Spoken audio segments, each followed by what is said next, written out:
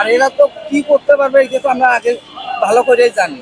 তাই আমরা চাই না যে কোনো দল বাদ দিয়ে নির্বাচনে, আমরা চাই যে আমাদের নিজ অধিকার, ভোট অধিকার যেন আমরা 5 বছর পর একবার দিতে পারি, আমরা দিয়ে যাই। 17 বছর ভোট দিতে পারে না, দেখেন 17 বছর তো হলো নির্বাচনের জন্য সবাইকে অংশগ্রহণ করাইছিল, কিন্তু তারা তো বিএনপি তো অংশগ্রহণ করে নাই। 2017 তারা অংশগ্রহণ করছে, কিন্তু 2022-এর পরে বিএনপিও করে নাই, জামাতও করে নাই, কিন্তু করছে কে? ওই যে আপনার জাতীয়বাদী করছে, চরমোনাই করছে, এরা তো অংশগ্রহণ করছে। তাদের তো হলো নিষিদ্ধ করে দেয় নাই যে তোমরা ভোট দিতে পারবে না। হ্যাঁ, তোমরা দাঁড়াও, আমি আছি তত্ত্বাবধায়ক, ওরা সরকার চাইছে তত্ত্বাবধায়ক, তাইলে তত্ত্বাবধায়ক সরকারের আওতায় নির্বাচন হবে। হাসিনা কইছিল না আমার আওতায় হবে। এখন যে বর্তমান ডক্টর ইউনূস আছে, তাই কি বৈধ হবে? তাই কি বৈধ হবে? তার আওতায় যদি নির্বাচন হয়, এটা বৈধতা হবে নাকি?